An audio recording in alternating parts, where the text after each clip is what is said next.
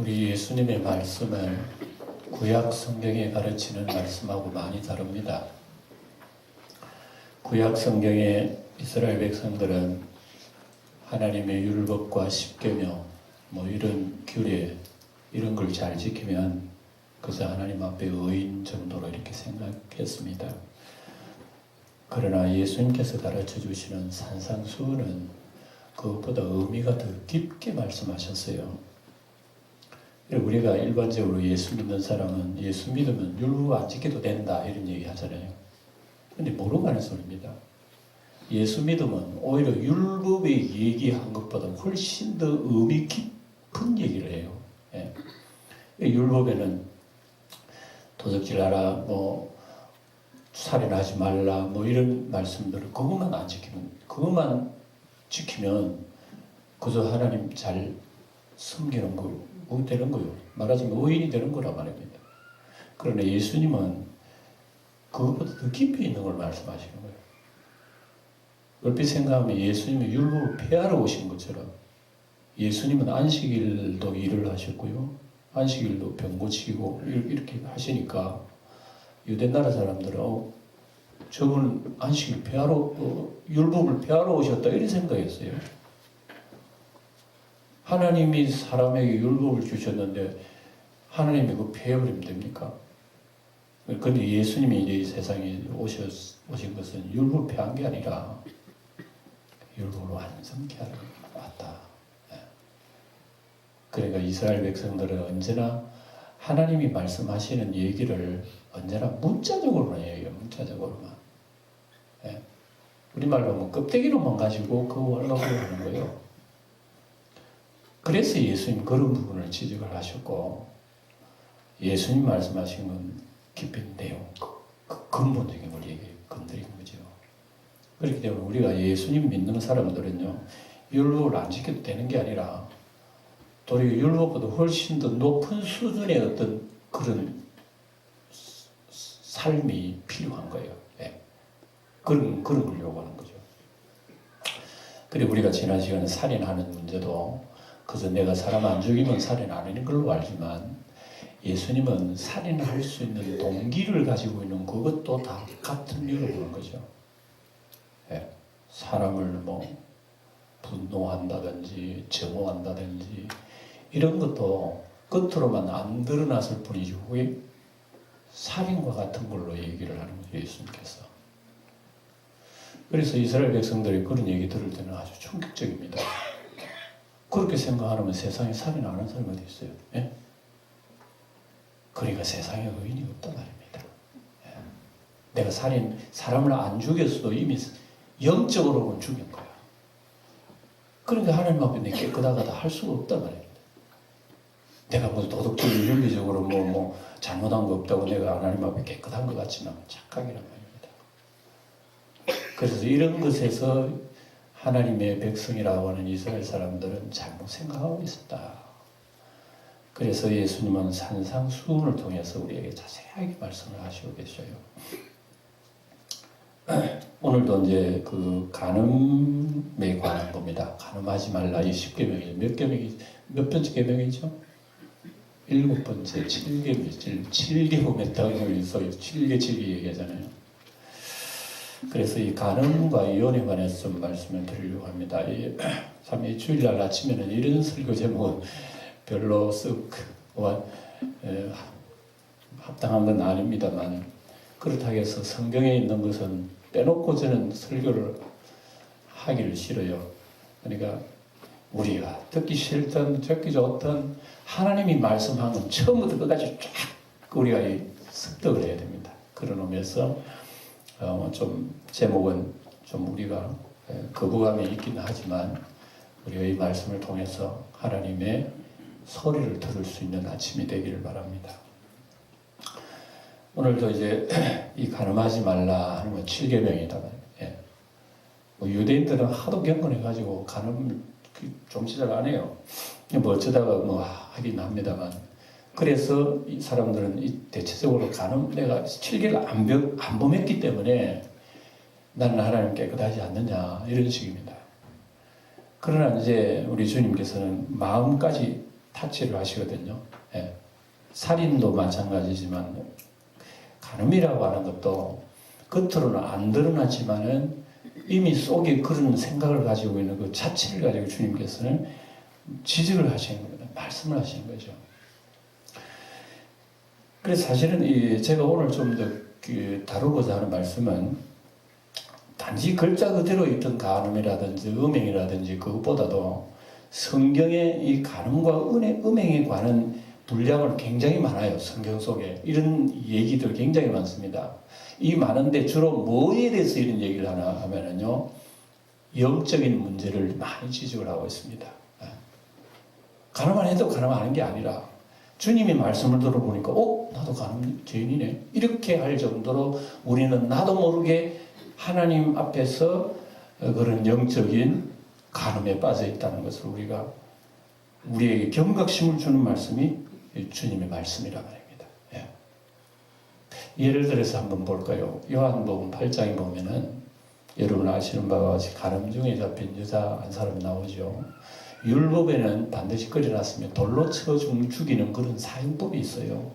그래서 이런 경우에는 반드시 돌로 쳐 죽이는 이런 게 있는데 그 유대의 지도자들이 아마 어디에서 잡아갔는지 하여튼 잡아왔습니다. 끌고 예수님에게 왔단 말입니다. 예수님이 와가지고 예수님에게 고발을 하는 거죠. 물어보는 겁니다. 물어본다는 것 자체가 뭐 여자를 살리려고 물어보는 것도 아니고, 그렇다고 예수님의 무슨 교훈을 들으려고 물어보는 것도 아니고, 유대 나라 사람들 참 심성이 악해요.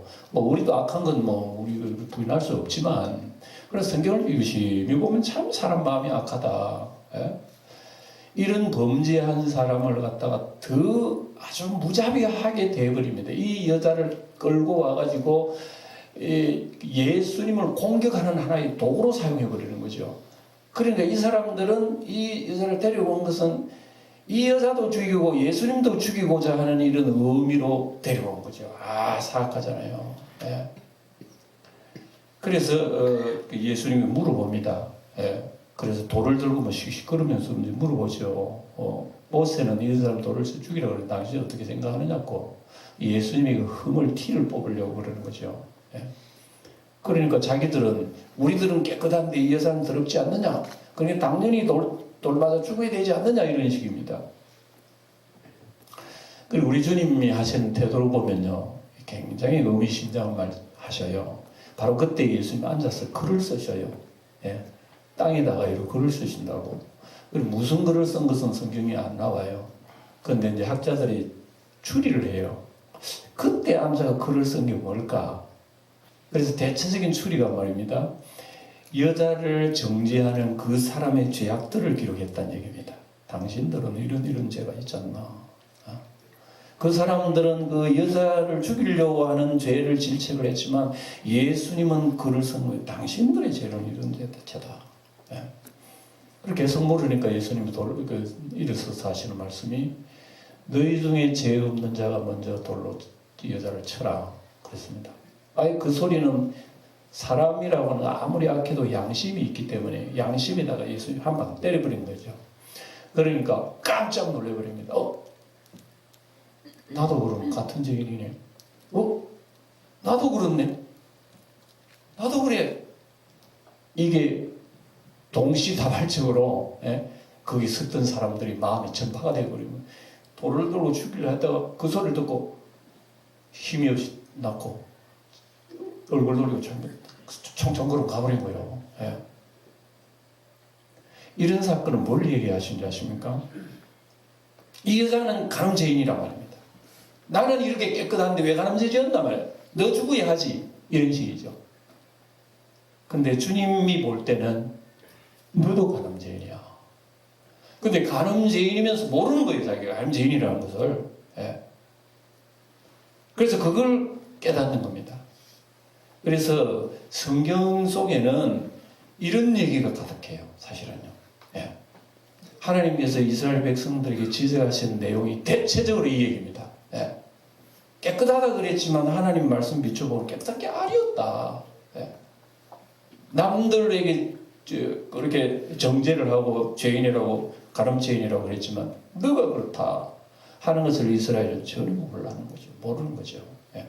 그래서 이런 내용들을 이제 조금 얘기를 하면서 진정한 간음이라고 하는 것은 여러분 무슨 어떤 남녀간의 그런 것만 얘기하는 게 아니라 주님께서 영적으로 많은 말씀을 하셨어요. 그 대표적인 말씀을 야고보서 4장 4절에 보면 그런 말씀 나오죠. 간음하는 여인들아, 세상과 벗된 것이 하나님과 원수임을 알지 못하느냐.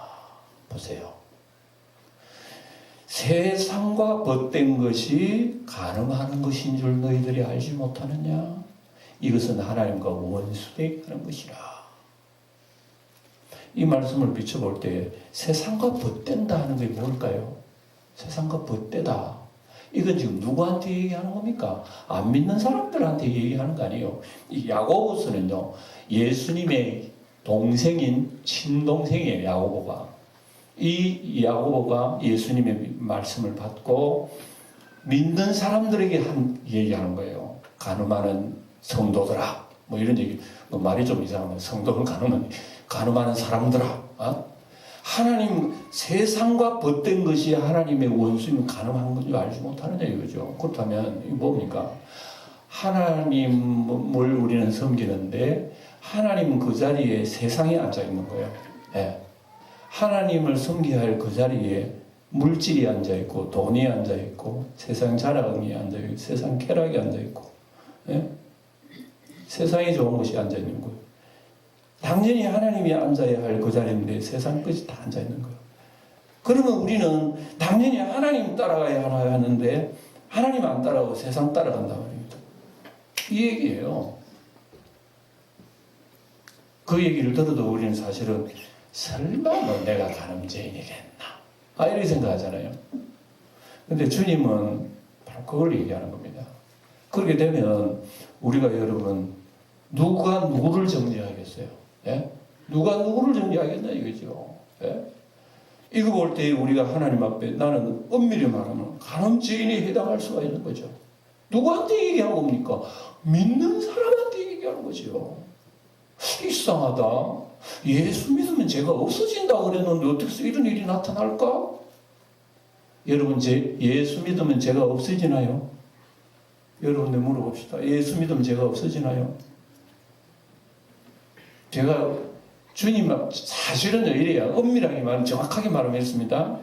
우리의 죄는 예수님의 십자가의 희생으로 말미암아서 거기에서 주님께서 속량을 받은 거예요. 믿는다고 하는 것은 예수님이 내 죄를 위해서 십자가에 속량을 하셨다는 것을 내가 받아들이는 그것을 주님께서 믿음으로 받아주는 거예요. 그러면 예수님이 십자가의 죄로 말미암아 우리가 속량이 된 거예요. 속량이 돼서. 속량이 뭡니까? 하나님이 죄 없다 인정한 것을 속량이라고 해요. 예. 자, 그러면 판사가 딱딱딱 두드려 이 사람은 무죄 하면 죄가 없죠. 자, 그런데 물어봅시다. 판사가 무죄했다고 해서 죄는 사함받았지만은 죄의 능력과 씨는 그 사람 속에 있어요, 없어요? 여전하지. 예, 바로 이 얘기입니다. 우리가 하나님 믿는 사람은 주님 앞에서 예수님의 십자가의 사건으로 말미암아 제가 속량이 됐습니다.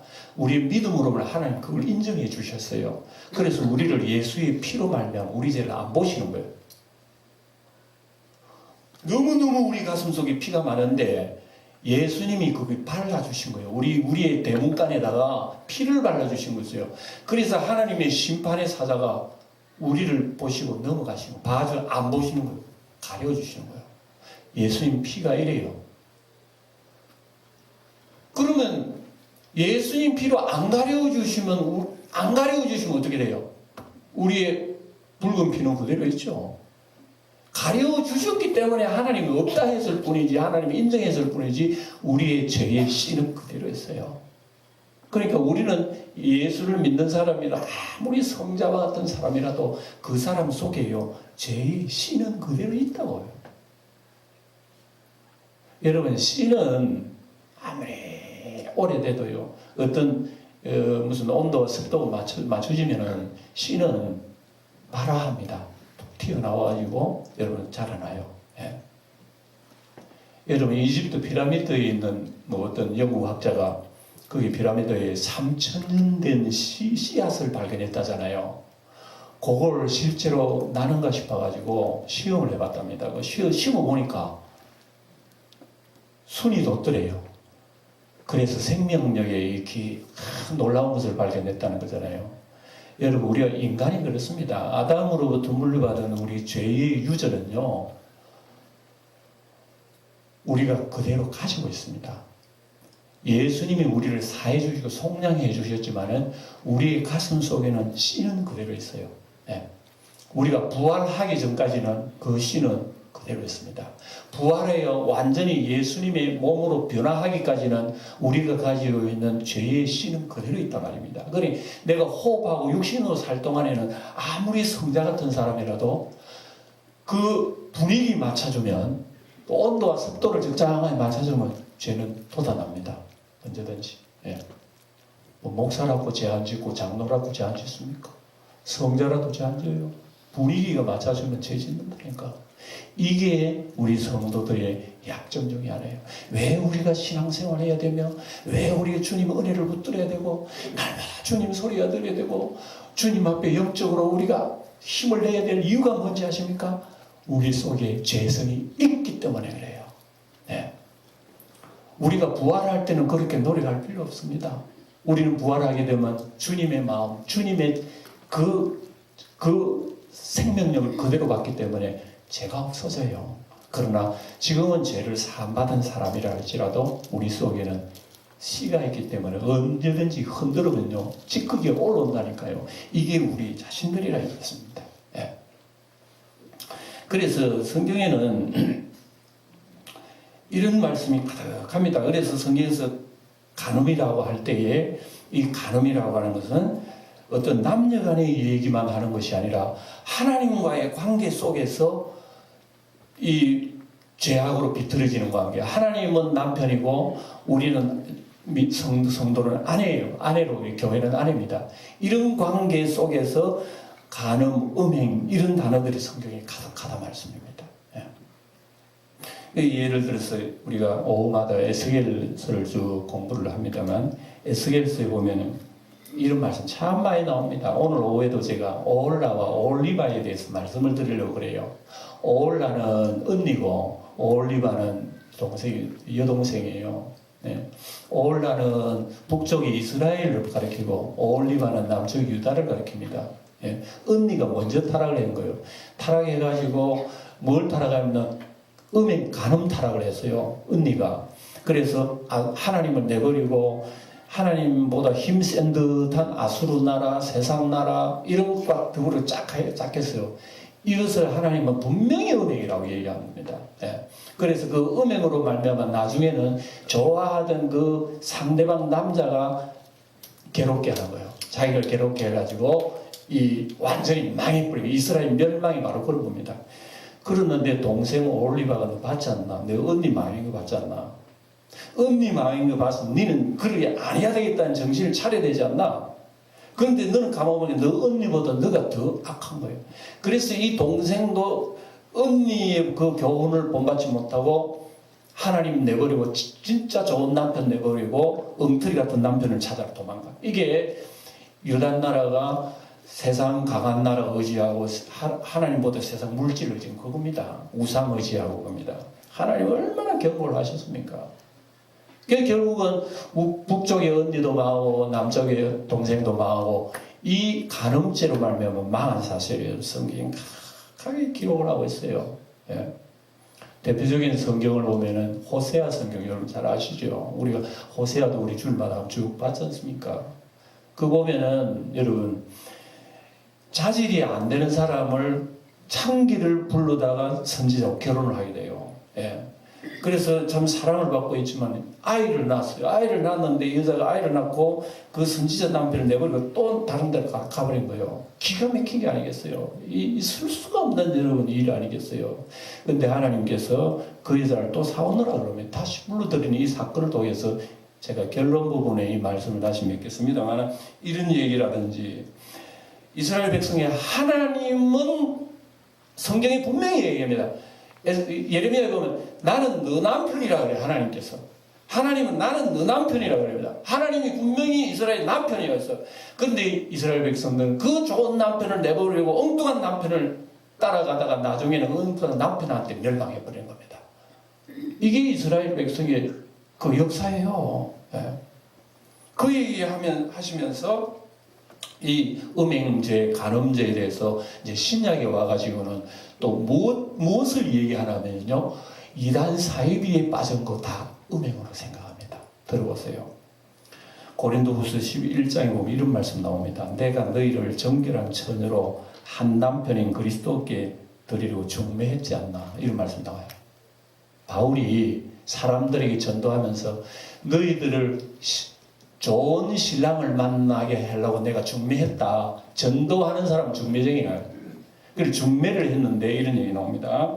그러나 나는 뱀이 그 관계로 하와를 미혹한 것 같이 너희 마음에 그리스도를 향하는 진실함과 깨끗함에서 떠나 부패할까 두려워하노라. 들어보세요. 만일 누가 가서 우리를 전파하지 아니한 다른 예수를 전파하거나 혹은 너희가 받지 아니한 다른 영을 받게 하거나 혹은 너희가 받지 아니한 다른 복음을 받게 할 때는 너희가 잘 용납하네. 고린도 교회가요. 여러분 고린도 전후서 있잖아요. 신약성경에. 고린도 교회가 사도 바울이 볼 때는 음란한 교회라. 왜 그러냐면은 참 복음의 그리스도의 말씀을 전할 때는 뻥bel로 달갑지 않고 이상한 소리 할 때는 그 귀를 열어가지고요. 눈을 열고 귀를 열고 따라가네요. 그 어리석은 사람 아니겠어요? 우리 하나님께서 그렇게 지적을 하는 거죠. 그러니까 여러분 간음이라든지 음행이라든지 이런 것은 꼭 남녀간의 성적인 것을 말하는 것이 아니라 우리 성도의 삶 속에 정말 간음이란 뭐냐, 음행이라고 뭐냐를 분명하게 얘기하는 거예요. 그러니까 하나님의 소리는 안 듣고 다른 영의 소리, 다른 참 하나님의 예수님의 말씀을 안 듣고 다른 곳에 귀가 열리고 눈이 떠서 쫓아가는 이 행위들을 다 그 간음으로 이렇게 하나님께서 그렇게 생각하시는 거죠. 그러니까 이단 사이비들은 다 이런 류의 하나의 음행이라고 보면 될 것이에요. 그리고 이걸 여러분 압니까? 초대교회 사람들을 잘 이해를 못했고 이스라엘 백성들을 알 수가 없었죠. 그래서 오늘 우리가 산상수훈의 말씀을 통해서 오늘 우리 신앙생활하는 우리 영광교회 성도들은 우리가 이걸 보면서 하나님 앞에 어떻게 정결 생활할 것이냐를 기억해야 됩니다. 뭐 사람은 정결 눈 내리고 귀 베리고 다 베릴 수가 있지만요. 우리의 심령이 진정으로 주님 앞에 정결함을 지키기 위해서는 우리가 하나님의 말씀과 참 신랑 되시는 예수님의 정죄를 자꾸 배워나가야 되는 겁니다. 그렇지 않으면 나도 모르게 타락한다니까요. 방금 얘기했잖아요. 예수 믿어도 언제나 죄 지을 수 있는 요인들은 가득한 거예요. 언제든 여건만 되면요 거기 발화한다니까 죄가 툭툭 튀어나온다니까요. 이렇게 연약하기 때문에 우리가 예수 안 붙들고 우리가 어떻게 여러분 내 정결함을 내가 지킬 수 있어. 내가 절대로 못해. 나는 내 정결을 못 지켜요. 주님만이 나를 지키게 해 주셔야 되는 거예요. 그래서 그분을 붙드는 것이 신앙생활이란 말입니다. 힘으로도 안 되고 능으로 안 돼요. 주님만이 나를 정결케 해주시는 거예요. 그래서 내가 주님 얼굴 보고 주님 사랑하고 그래야지. 주님 봐야 할 물을 엉뚱한 남편 바라고 주님 봐야 할 길을 엉뚱한 날 듣고 자꾸 이게 간음행위라고 하는 것을 성경이 얘기하고 있어요. 그러나 이어서 하시는 말씀이 31절을 보면 또 일러스되 누구든지 아내를 버리려거든 이혼 정서를 줄 것이라 하였으나 그랬습니다. 그래서 예수님 당시에는요 이런 음행 간음 사건들을 죄로 여기지 않았기 때문에 얼마나 심했는지 모릅니다. 단지 내가 무슨 나무 안에 빼앗아 가지고 어떤 간음행위 안 하면은 하나님 앞에 깨끗한 걸로 알고 그 외에는 다 하는 거예요. 그러니까 예수님이 이걸 지적하는 겁니다. 옛날에 예수님 당시 유대인들은 그 당시에는 남존 여비가 굉장히 심했습니다. 그러니까 여자를 내버리는 권한은 남자에게만 있는 거예요. 그러니까 남자들은 그냥 여자들 불러다 살라고 마음 안 들면 내버려 버리는 겁니다. 이런 아주 혼란스러워요. 윤리가 막 흔들리고 굉장히 혼란스러운 겁니다. 이런 가운데 그래도 하나님 잘 섬기고 절기 잘 지키고 제사 잘 드리고 희생 하나님 앞 번제 잘 드리고 이런 교회들이 천지였어요. 예. 주님께서 하시는 말씀은 그겁니다. 그래서 누구든지 이 사람들은 이혼할 때는 이혼 정서만 주면 끝나는 줄 알아요. 이혼 정서. 이혼 정서 끝. 자, 내 일 깨끗했지? 끝. 이래버립니다. 그러나 우리 주님께서 뭐라 그랬냐면 누구든지 아내를 버리려니 이혼 정서를 줄 것이라고 너는 이혼 정서만 주면 끝나는 줄로 알고 얘기했지만 주님이 하시는 말씀이 32절에 나는 너희에게 이르노니 누구든지 음행한 이유 없이 아내를 버리면 이는 그로 간음하게 하며 또 누구든지 버림받은 여자에게 장가드는 자도 간음함이니라 이 말씀하셨습니다. 그래서 이혼 정서를 주면은 유대인들 무슨 짓을 하든지 그건 하나님 정당하다 그러고 그렇게 생각해서 그러나 주님께서는 그렇게 얘기하지 않으신 거죠. 그래서 이것을 좀 들어보세요. 마태복음 19장 보면 자세하게 말씀 나오는데 이렇게 기록되어 있습니다. 들어보세요. 바리새인들이 예수께 나와 그를 시험하여 이르되 사람이 어떤 이유가 있으면 그 아내를 버린 것이 옳으니까 이렇게 물어보면 봅니다. 예수께서 대답하시되 사람이 사람을 지으시니가 본래 그들을 남자와 여자로 지으시고 말씀하시기를 그러므로 사람이 그 부모를 떠나서 아내에게 합하여 그 둘이 한 몸이 될지니라 하신 것을 읽지 못하였느냐. 그런즉 이제 둘이 아니요 한 몸이니 그러므로 하나님이 짝 지어주신 것을 사람이 나누지 못한다 이랬습니다. 그 소리 들었거든요. 누가 들었어요? 유대인들이 들었습니다. 하나님이 짝 지어주신 것을 사람이 나누지 못한다는 얘기 들었는데 그러면 근데 이제 반발하는 겁니다. 유대인들 그 소리를 듣고 예수님 그러면은 그 옛날 모세가 아니 이혼할 때 이혼정서 써주면 된다 그랬는데 그거 무슨 그러면 그 말씀하고는 다르네요? 이렇게 물어보면 반발한 거예요. 이때에 주님 뭐라고 하시는지 들어보세요. 여짜오되 그럼 어찌하여 모세는 이혼정서를 주셔서 버리라 명하였나이까 하니까 예수님 하시는 말씀이 모세가 너희에게 얘기한 것은 너희가 원체 마음이 완악하기 때문에 아내를 함부로 내버리는 그런 걸 하려고 하면 차라리 이혼 정서를 써줘서 정당하게 아내를 버리도록 하라고 하나님 그런 말씀하셨다 얘기입니다. 그래서 그건 모르고 이스라엘 백성은 그걸 오해를 한 거예요. 이혼 정서만 써주면 나는 정당하게 끝났다 깨끗하다 이렇게 되는 거예요. 주님이 지적하는 것은 그게 아니야. 너희들이 악하기 때문에 부득불 그런 최소한의 질서를 세우고 최소한의 버림당한 사람을 생각한다면 정서를 써줘라. 옛날에는 정서를 써주면 법적으로 효력이 있는 거예요. 정서 없이 아무런 남편으로 어떤 정서 없이 이혼을 당했으면 버림받은 여자로 알고 있어요. 그러면 그 여자는 다시 시집을 못 가요. 사람들이 아주 인식이 안 좋아요. 그런데 남편에게 인정을 받고 정서를 받으면 이 여자는 정당하게 이혼한 여자구나 하고 깨끗하게 받아들여요. 얼마든지 재혼의 문이 열렸단 말입니다. 이래서 이혼 정서가 그 당시에는 굉장히 필요한 거였습니다.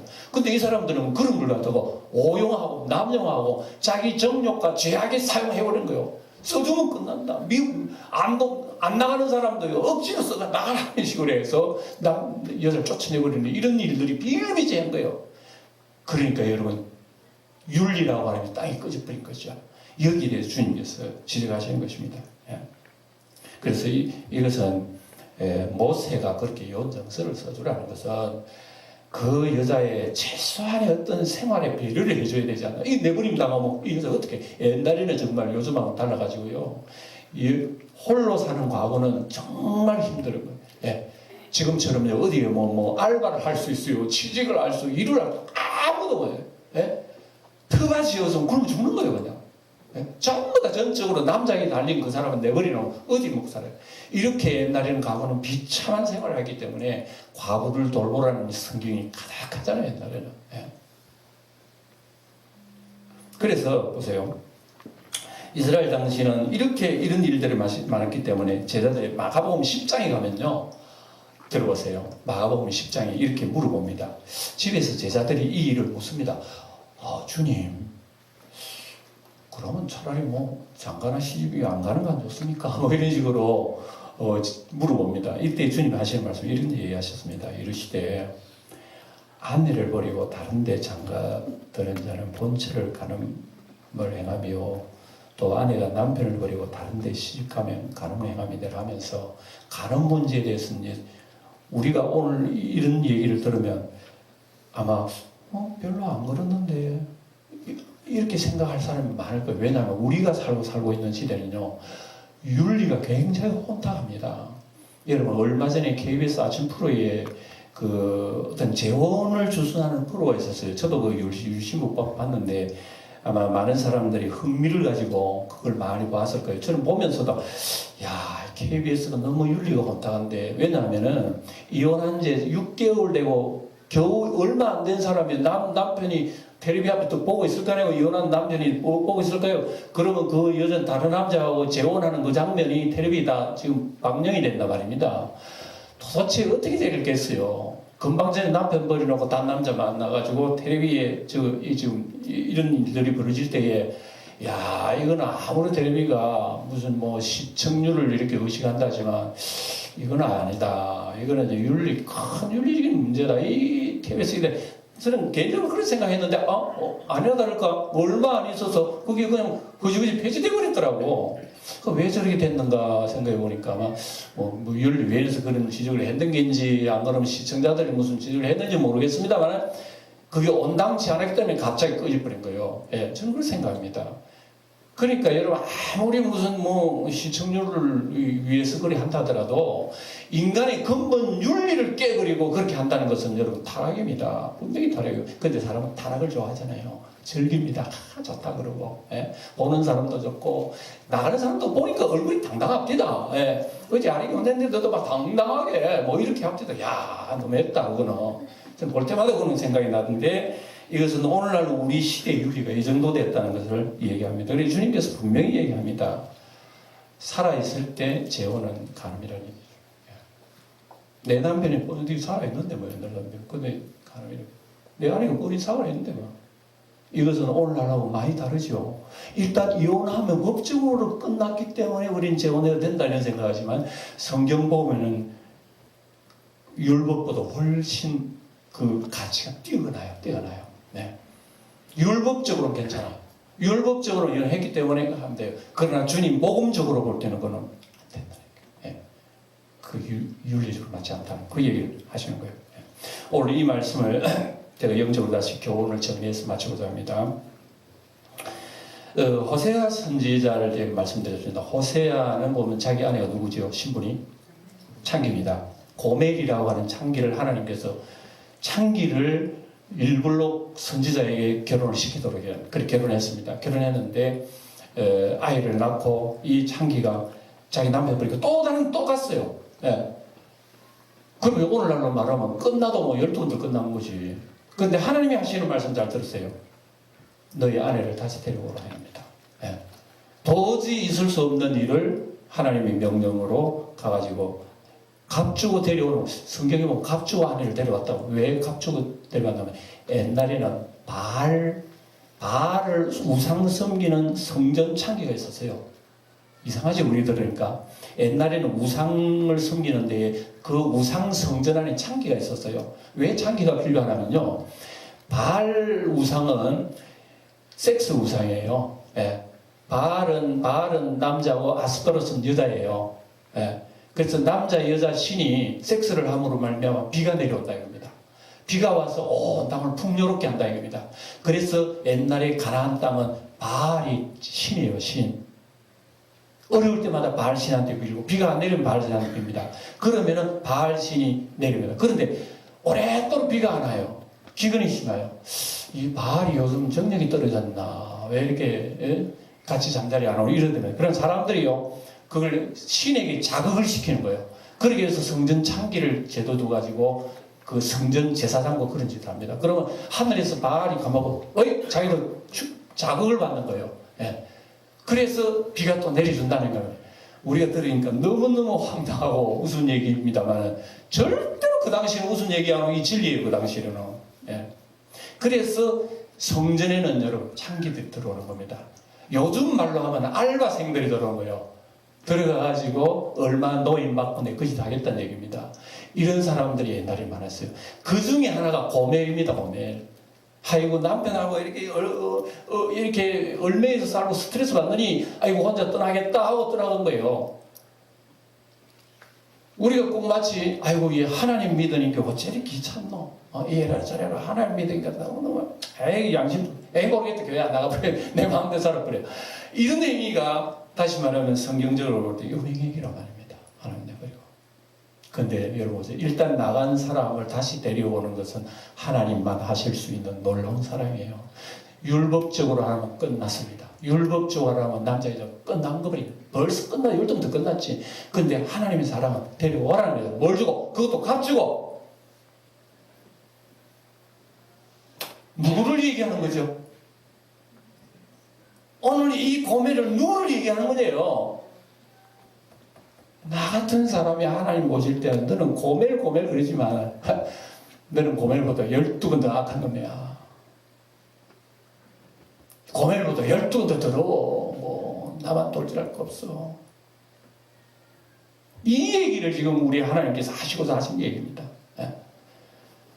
그러니 여러분, 우리는 얼마나 우리 하나님께서 나 같은 죄인을 불러주셔서 예수 신랑을 만나게 해주시고 그분의 진정한 영원한 나를 사랑하시고 예수 같은 신랑이 세상에 없는 이 신랑을 만나게 중매를 해주셔서 영원토록 살게 해주셨는데 예수 그 좋은 신랑을 만나고도 예수 떠나는 너희들의 존재는 도대체 뭐냐 이겁니다.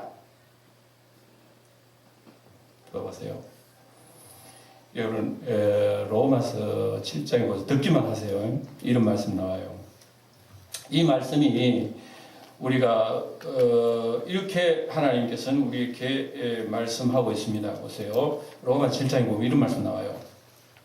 형제들아 내가 법하는 너희들에게 말한다.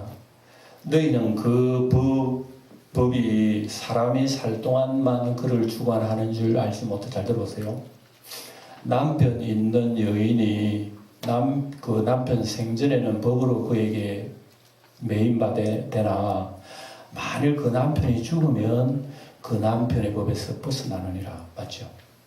그러므로 만일 그 남편 생전에 살아있을 때 다른 남자한테 가면 음절하지만 그러나 만일 남편이 죽으면 그 법에서 자유롭게 되니 다른 남자에게 갈지라도 음녀가 되지 아니하느니라. 저를 보세요. 이 설교를 이제 마치겠습니다. 보세요. 우리도 원래는요, 신랑 내버리는 음녀입니다. 우리 신랑이 누군지 압니까? 원래 우리 신랑이 누군지 압니까?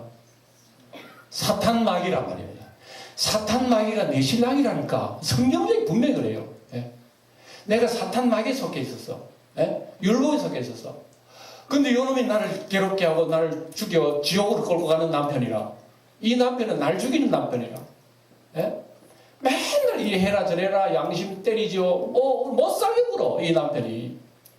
이 비참한 이 아내를 이 여자를 구원하려고 위해서 하늘에서 내려온 남편이 있는 거예요. 참 남편이에요. 이 예수님이란 말이에요. 그리고 예수님이 오셔서 이 남편이 해주지 못하는 모든 것을 다 해줘버린 거예요. 그래서 이 남편이 예수님이 오시자 죽어버리고. 껍데기가 알맹이가 들어오면 껍데기 소용이 없어요. 여러분 무슨 택배 오면 그 안에 알맹이가 중요한 거지 포장 쓰레기도 다 내버리잖아요. 그래서 율법이라고 하는 것은 우리 사람을 이렇게 괴롭게 했지만 예수님이 오시 다 해결해주고 율법 껍데기 나가버려.